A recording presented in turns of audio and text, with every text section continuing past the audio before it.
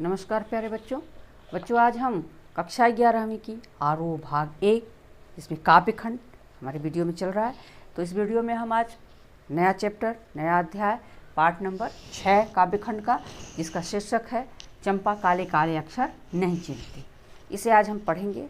और इसके रचनाकार कवि हैं त्रिलोचन शास्त्री, जिनका मूल नाम है वासुदेव सिंह, और इनका जन्म बच्चों सन 1917 में हुआ था। कहाँ हुआ था? तो ये गांव है जिसका नाम है चिरानी पट्टी, जो जिला सुल्तानपुर में पड़ता है और अपने उत्तर प्रदेश में पड़ता है।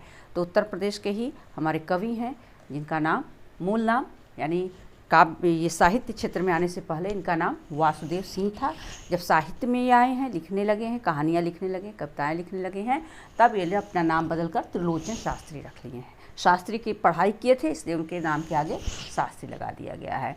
इनका कुछ इन्होंने काव्य की भी रचना की है और गद्य की भी रचना की, यानी गद्य में भी कहानियाँ भी लिखा है, उपन्यास भी लिखा है और कविताएं लिखी हैं। कुछ हमने आपके बोर्ड पर लिख रखा है। अमोला, मेरा घर, शब्द, धरती, चैती, उस जनपद का कवि हूँ, और मेरा घर, जीने की कला, शब्द, धरती, गुलाब और बुलबुल, दिगंत, ताप के ताए हुए दिन, ये हमारे क्या है काव्य हैं इनकी, जो हमारे कवि हैं।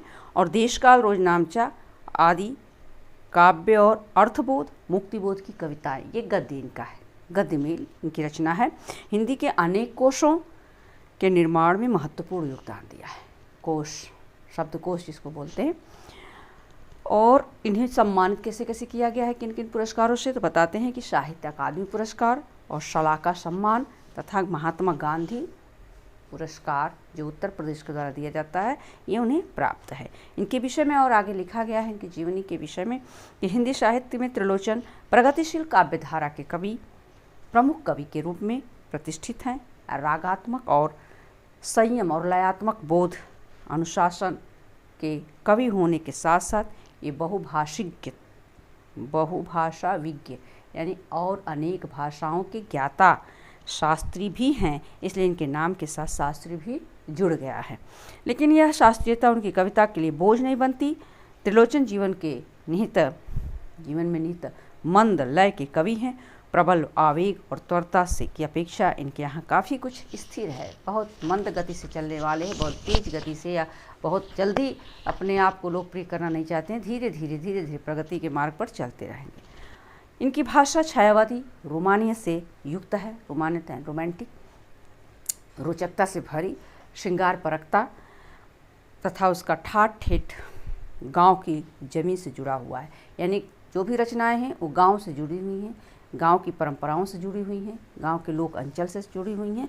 और त्रिलोचन हिंदी में सॉनेट, जिसको अंग्रेजी में छंद बोलते हैं, अंग्रेजी छंद, सॉनेट लिखते थे हिंदी में, को स्थापित करने वाले कवि के रूप में भी जाने जाते हैं। यानी अंग्रेजी में इसको सॉनेट बोलते हैं, लेकिन हिंदी में जब लिखेंगे तो वो अलग से कुछ छंद, अंग्रेजी के छंद बनते हैं, 6-6, 8-8 पंक्तियों की लाइनें। जैसा कि आपके कवि जो पाठ लिखा है चंपा काले काले अक्षर नहीं चिन्हती, ये सॉनेट शैली में है। ये इंग्लिश का, अंग्रेजी का छंद है, हिंदी का छंद नहीं है। हिंदी में ऐसे छंदबद्ध नहीं किए जाते हैं, तो इसका अंतर समझ में आना चाहिए। त्रिलोचन का कवि बोलचाल की भाषा को चुटिला और नाटकीय बनाकर कविताओं को नया आयाम देता है। चुटिला यानी नाटकीय तरीके से और नए तरीके से लोगों के बीच में प्रस्तुत करता है, जिससे पढ़ने वाले, सुनने वाले आकर्षक उनको आकर्षण का केंद्र बने, उसके अंदर उनकी जिज्ञासा बढ़ती जाए और सुनना और पढ़ना पसंद करें।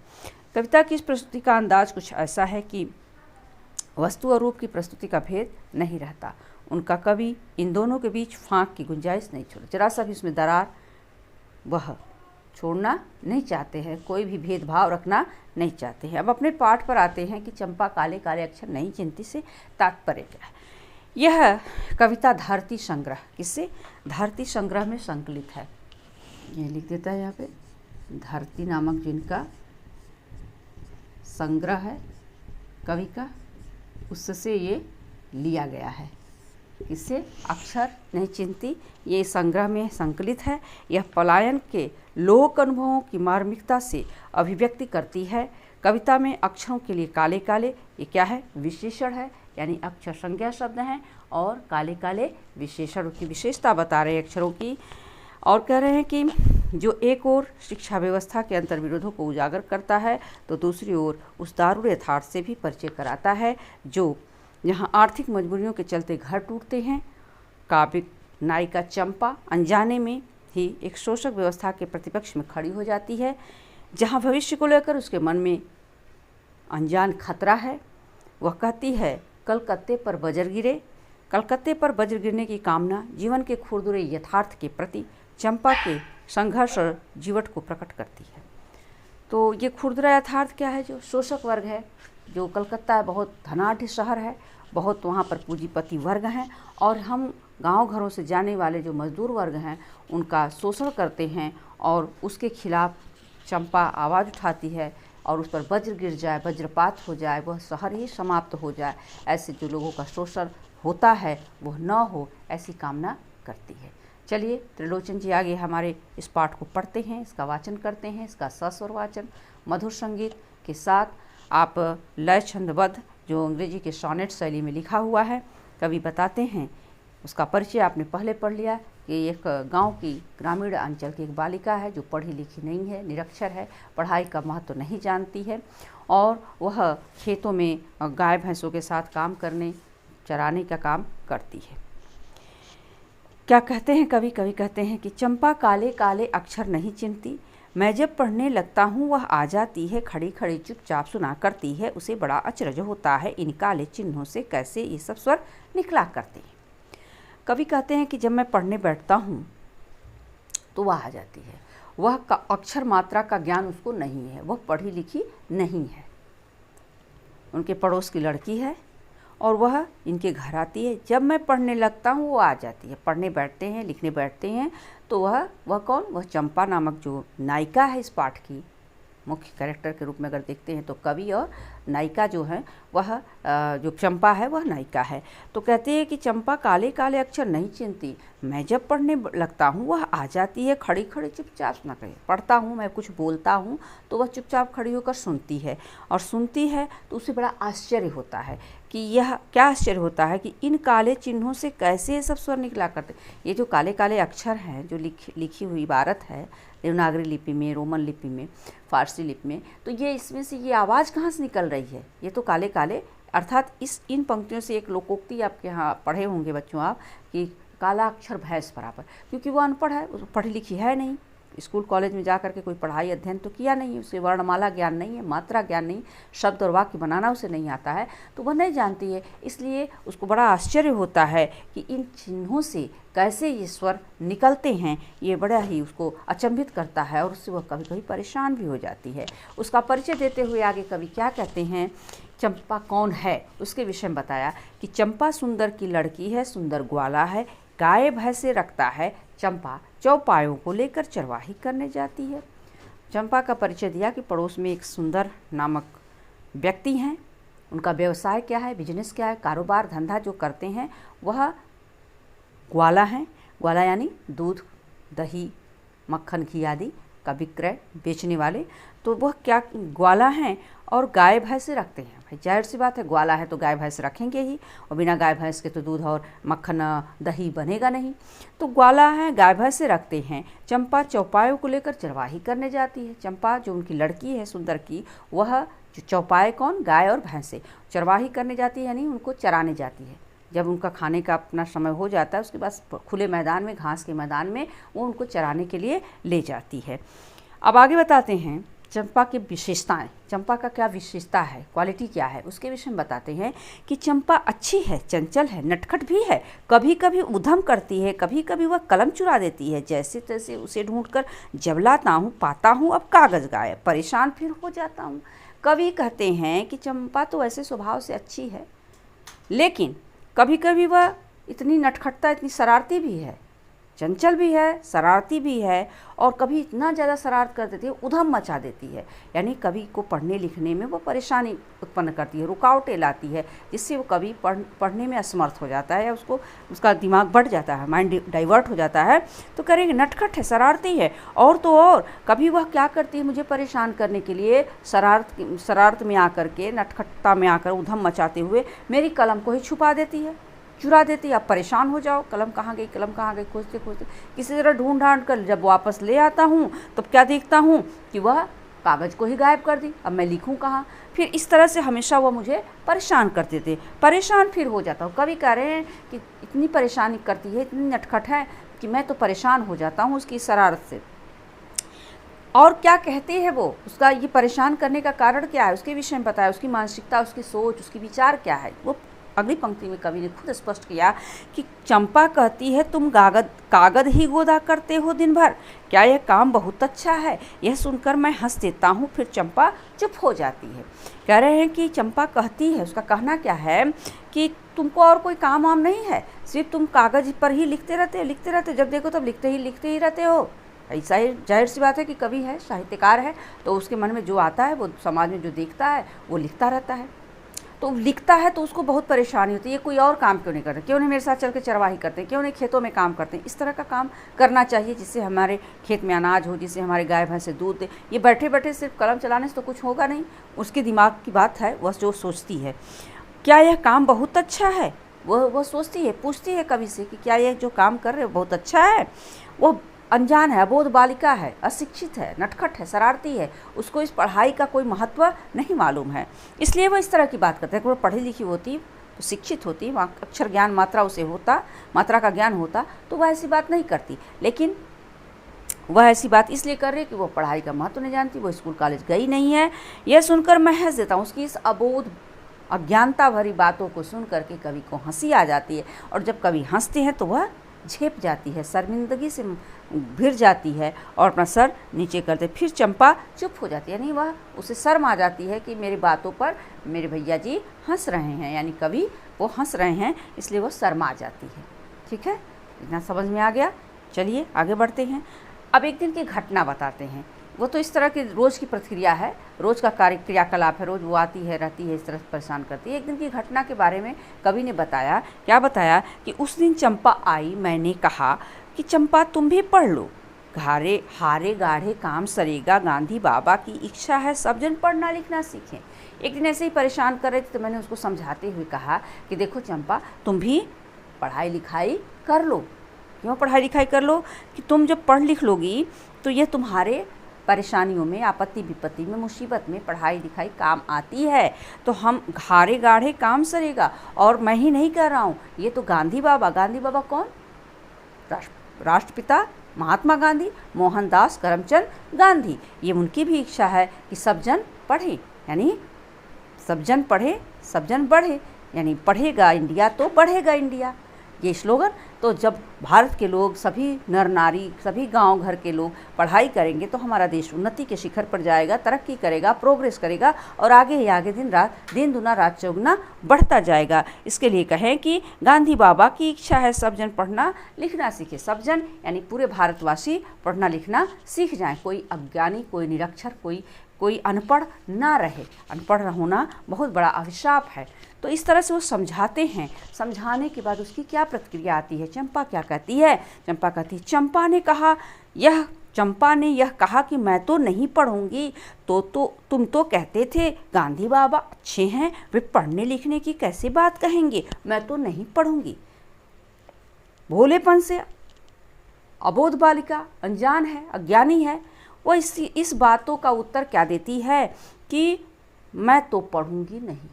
उसने साफ इनकार कर दिया कि मैं पढ़ाई नहीं करूंगी। और तुम तो कहते थे कि गांधी बाबा बड़े अच्छे हैं, देश को आज़ाद कराया ना, और अंग्रेज़ों को हमारे भारत से भगा दिया, ये सब अच्छी बातें हैं, लेकिन ये पढ़ने लिखने वाली बात तो वो नहीं कर सकते। उसके समझ में आ रहा है कि पढ़ाई लिखाई वाली बात बहुत बुरी है, इसको वो अच्छे लोग इस बात को नहीं कहते। वे पढ़ने लिखने की बात कैसे कहेंगे? वो अच्छे हैं तो पढ़ने लिखने की बात नहीं कहेंगे। उसके मन की मानसिकता, उसके विचार, उसकी सोच, उसके अज्ञानता कह लेंगे, उसको ये बताती है। फिर वह जिद पर अड़ जाती है कि मैं तो पढ़ूंगी ही नहीं, आप लाख कुछ भी कह डालो, मैं नहीं पढ़ूंगी। एक तरफ सरकार शिक्षा योजना, बेटी बचाओ बेटी पढ़ाओ और तमाम प्रकार की मुहिम, आयोग, योजनाएं बना रही है। लेकिन कुछ अभी ऐसे क्षेत्र हैं जहां पर बालिकाओं की शिक्षा पर कोई किसी का विशेष ध्यान नहीं है। वह क्षेत्र में बालिकाएं बिल्कुल अशिक्षित हैं और सिर्फ घर गृहस्थी के कार्यों में ही लिप्त रह जाती हैं और उनका भरपूर शोषण होता है और इस तरह से वह हर जगह शोषण का शिकार होती हैं। उनका जो है कोई महत्व नहीं होता है, समाज में उनको बड़ी हे दृष्टि से देखा जाता है। इस तरह की विडंबनाएं आज भी हमारे समाज में व्याप्त हैं। अब इसको दूर करने के लिए जब तक जन जन के मन में ये बात नहीं आएगी तब तक ये सारी जो कुरीतियाँ हैं, जो हमारे समाज में बुराइयां हैं, ये समाप्त नहीं हो सकती। सिर्फ सरकार की योजना चला देने से कुछ नहीं होने वाला है। जब तक कि यह बात सबके मन में, हृदय में बिल्कुल आत्मसात न हो जाए कि हर एक बालिका को पढ़ाना अनिवार्य है, तब तक कुछ भी होना संभव नहीं है। आगे बताते हैं, तब फिर क्या कहा इन्होंने, फिर समझाया आगे कवि ने, त्रिलोचन जी ने। मैंने कहा कि चंपा पढ़ लेना अच्छा है, ब्याह तुम्हारा होगा, तुम गौने जाओगी, कुछ दिन बालम संग साथ रह चला जाएगा। जब कलकत्ता बड़ी दूर है, वह कलकत्ता कैसे उसे संदेशा दोगी, कैसे उसके पत्र पढ़ोगी। चंपा पढ़ लेना अच्छा है। तो चंपा पढ़ लेना अच्छा है। फिर चंपा को समझाया कवि ने, दूसरे तरीके समझाया, कहा कि पढ़ लेना अच्छा है, अब तुम बड़ी हो जाओगी, जब तुम्हारी शादी होगी, ब्याह होगा और शादी के बाद तुम गौना करके ससुराल जाओगी। ससुराल जाओगी तब ससुराल जाने के बाद माता पिता को अपने पत्र दोगी, हाल समाचार। उसके बाद जब तुम्हारा पति तुम्हारे साथ रहेगा, जो विदेश में कलकत्ता शहर में काम करता है, नौकरी करता है, और वो आएगा तुमको विदा करा के ले जाएगा, कुछ दिन कुछ महीने रहेगा, क्योंकि एक समय निर्धारित है जब तक तुम्हारे छुट्टी लेकर आया हुआ है। जब उसकी छुट्टी समाप्त हो जाएगी तब फिर उसको जाना पड़ेगा, या उसके हाथ में पैसे नहीं रहेंगे तब फिर उसको नौकरी पर जाना पड़ेगा। तो इस तरह जब वो कलकत्ता चला जाएगा, कुछ दिन बालम संग साथ रह चला जाएगा, जब कलकत्ता तुम्हारा पति, बालम मीन्स पति, जब साथ रह करके चला जाएगा वापस अपनी जो नौकरी है, यहाँ पर वो बिजनेस व्यवसाय करता है, तो बड़ी दूर है वह कलकत्ता। उसकी दूरी बताया कवि ने कि पास में ही कलकत्ता नहीं है, बहुत दूर है। अब तो ट्रेन से हम जाते हैं तो 2 दिन का समय लग जाता है, पहले तो और भी समय लगता रहा होगा, क्योंकि ट्रेन की सुविधाएं नहीं थी, ये यातायात के साधन नहीं थे, बहुत ज़्यादा यातायात के साधन भी नहीं थे, न बसेस थी न और गाड़ियाँ थी, ट्रेन भी 1-2 रही होंगी उस समय। तो बहुत दूर है वह कलकत्ता, जिससे कि तुम बड़े आसानी से पहुंच जाओगी, ऐसा भी नहीं है। और क्या कहते हैं, कैसे उसे संदेशा दोगी, कैसे उसके पत्र पढ़ोगी। संदेशा यानी अपना हाल समाचार, कुशल क्षेम, अपनी स्थिति परिस्थिति, अपने मन की बात कैसे अपने पति को बताओगे। और वो जब कोई पत्र भेजेगा तुम्हारे नाम से तो तुम पढ़ी लिखी नहीं रहोगी, तब तुम कैसे पढ़ पाओगी। यानी पत्राचार का माध्यम था, पत्र ही एक माध्यम था। आज के समय में digital India, mobile Android phone हो गया, यहाँ बैठे हैं वहाँ के लोगों को भी देख ले रहे हैं, बात कर ले रहे हैं, है ना, वीडियो कॉलिंग पर कर ले रहे हैं, तो वो तो दूसरी बात हो गई। लेकिन उस समय बड़ा परेशानी की बात होती थी कि सिर्फ और सिर्फ एक पत्र, और पत्र भी महीना बाद ही आता था, और उसमें भी 1-2 लोग गाँव में पढ़े लिखे रहते थे, तो बड़ी बड़ी समस्याएँ रहती थी। तो कह रहे हैं कि पढ़ लिख लोगी तो तुम्हें बड़ी सहूलियत होगी, और कभी कोई तुम्हारा पति तुम्हारे लिए पत्र भेजेगा तो तुम उसको आसानी से पढ़ लोगी। चंपा पढ़ लेना अच्छा है, इसलिए भी तुम पढ़ लोगी तो तुम्हारा ही भला होगा। अब कहते हैं कि लास्ट में क्या कहती है चंपा, फिर उनकी बातों का प्रत्युत्तर देते हुए कि चंपा बोली, तुम कितने झूठे हो, देखा हाय राम, तुम पढ़ लिख कर इतने झूठे हो। मैं तो ब्याह कभी न करूँगी, और कहीं जो ब्याह हो गया मैं तो अपने बालम को संग साथ रखूँगी, कलकत्ता मैं कभी न जाने दूँगी, कलकत्ते पर बजर गिरे। अब उसका फिर क्या उत्तर आता है, जब समझाया कि ब्याह करके शादी करके ससुराल चली जाओगी। पहले कहा कि हारे गारे दुख तकलीफ में, आपत्ति विपत्ति मुसीबत में तुम्हारे काम आएगा, उस पर भी उसको समझ में नहीं आई। फिर दूसरे तरीके से उन्होंने समझाया, लौकिक तरीके से, कि तुम्हारा ब्याह होगा और तुम शादी करके जाओगी, तुम्हारा पति दूर चला जाएगा, तुम उसको पत्र कैसे दोगी, जब पढ़ लिखी नहीं रहोगी, वो पत्र भेजेगा तो समझ। तब उसका उत्तर देती है कि तुम कितने झूठे हो। चंपा किसको झूठा बता रही है, कवि को, त्रिलोचन जी से कह रही है कि तुम तो बड़े झूठे हो भाई, देखा हाय राम, तुम पढ़ लिख कर इतने झूठे हो। उसको ये मालूम है कि पढ़ा लिखा व्यक्ति झूठ नहीं बोलता है, झूठ बोलना पाप है, तो झूठ बोल रहे हो, यानी तुम पढ़ लिख कर के भी झूठ बोलते हो। जो आप अनपढ़ होते हो वो झूठ बोलते तो समझ में आता है, आप झूठ बोल रहे हो, आपका ये झूठ बोलना ठीक नहीं है। उसको ये समझ में नहीं आ रहा है कि मेरे भले की बात बता रहे हैं। क्योंकि वो अज्ञानता में है, उसको शिक्षा का महत्व नहीं मालूम है, पढ़ाई लिखाई का महत्व ही नहीं मालूम है। और यही महत्व हमारे कवि उसको बताना चाहते हैं और वो समझने के लिए तैयार नहीं है। तो कहती क्या है कि मैं तो ब्याह कभी ना करूँगी। अरे ब्याह की बात कर रहे हो, मैं तो अपना विवाह ही नहीं करने दूँगी। लेकिन विवाह तो करना भाई जरूरी है, सामाजिक बंधन है, सामाजिक परंपरा है। अगर समाज में रहना है तो ये सब परंपराओं का निर्वहन करना है, इसलिए कि मनुष्य एक सामाजिक प्राणी है। अगर समाज के नियमों का, कानून का, जो रीति रिवाज परंपराएं हैं, उसका पालन नहीं करते हैं तो समाज में बड़ी निंदा होती है और समाज से बहिष्कृत भी कर दिए जाते हैं। तो सामाजिक बंधन है, उसको करना है। कहते हैं कि समाज में तो ब्याह न करूँगी। अगर लोग दबाव डालेंगे, घर परिवार वाले, समाज वाले, पास पड़ोस वाले, तो मैं ब्याह कर भी लूँगी तो क्या करूँगी?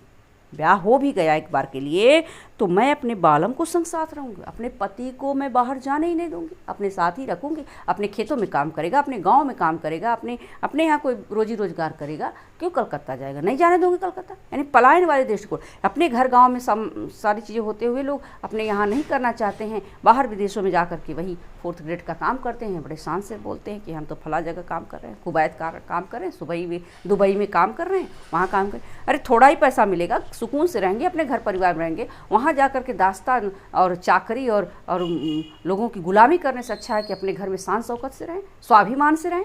ये संदेश दे रहा है कवि कि हम कलकत्ता जैसे बड़े शहरों में ना जा करके छोटे शहरों में भी रह करके अपना रोजी रोजगार करके अपना जीवन यापन कर सकते हैं।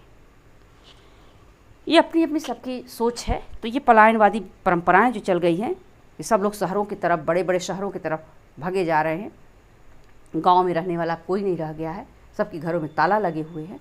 उस स्थिति को दर्शाते, उस दारुण व्यथा को बताते हुए कवि कहता है इसके माध्यम से, चंपा के माध्यम से, कि मैं तो अपने बालम को संग साथ रखूंगी, उसको कलकत्ते में कभी न जाने दूंगी। कलकत्ते जैसे शहर मैं उसको जाने नहीं दूंगी। और कलकत्ते पर बजर गिरे, कलकत्ता जैसा शहर, वज्रपात यानी बिजलियाँ गिरती है तो सब कुछ समाप्त हो जाता है, ध्वस्त हो जाता है, जल जाता है, बड़े बड़े महल अट्टालिकाएँ गिर जाती हैं ना। तो कह रहे हैं कि कलकत्ते पर बजर गिरे, विपत्ति आ जाए, आपत्ति आ जाए, उसका सर्वनाश हो जाए, भूस्खलन हो जाए, कोई दैवी आपदा हो जाए, ऐसा वह शहर जो मेरा पति मुझसे छीन ले, मुझसे दूर करे, ऐसे शहर को मैं स्वीकार नहीं करती हूँ। इस तरह की भावनाओं से भरी हुई चंपा अपने आप को, अपने पति को अपने से अलग नहीं होने देती है। और शिक्षा के महत्व, जो शिक्षा के माफिया हैं, जो बड़े बड़े पुरोधा हैं, उनके लिए भी संकेत करती है कि जो शोषण करने की जो परंपरा है, आज भी बहुत से क्षेत्रों में जो पढ़ाई लिखाई का महत्व नहीं है, उसके प्रति यह आवाज़ उठाती है कि हमें पढ़ने के लिए विवश और मजबूर करना पड़े, और लोगों को ये जागरूक करना पड़े, बताना पड़े कि हम जो हैं ये पढ़ाई लिखाई बालिकाओं के लिए कितना महत्वपूर्ण है और कितना सही है, इसको ध्यान में रखते हुए। तो बच्चों, अब ये हमारा ये व्याख्या चैप्टर आपका कंप्लीट हुआ। इसमें सरल सहज भाषा का प्रयोग किया है और हमारे यहाँ जो सानेट यानी 8 पंक्तियों का 1 2 3 4 5 6 7 8 पंक्तियों की जो कविताएं लिखते हैं कवि, तो वो हिंदी के सानेट होते हैं, हिंदी के छंद मतलब। और जो जैसे हमारे यहाँ परंपरा है सवैया दोहा छंद, सवैया छंद, चौपाई छंद, उसका इन्होंने प्रयोग नहीं किया है, इन्होंने अंग्रेजी के छंद का प्रयोग किया है। तो इसके प्रश्नों के उत्तर आप अपने कर लेंगे। चंपा ने ऐसा क्यों कहा कि कलकत्ता पर बजर गिरे? चंपा ने ऐसा इसलिए कहा कि कलकत्ता जैसा शहर उसके पति को उससे दूर करेगा, इसलिए वह उसको अपने पति को उससे दूर नहीं करना चाह रही है। तो पूरे क्वेश्चन, आप 4 क्वेश्चन हैं, सबके आंसर कर लेंगे। अगर कहीं कोई डाउट होता है तो वो कमेंट सेक्शन में आप आकर के हमसे का संपर्क कर सकते हैं, अपना कमेंट डाल सकते हैं। वैसे ये पार्ट बहुत ही आसान है, बहुत अच्छे तरीके से आपको समझ में आ गया होगा। फिर हम मिलेंगे अगले वीडियो में, तब तक के लिए धन्यवाद।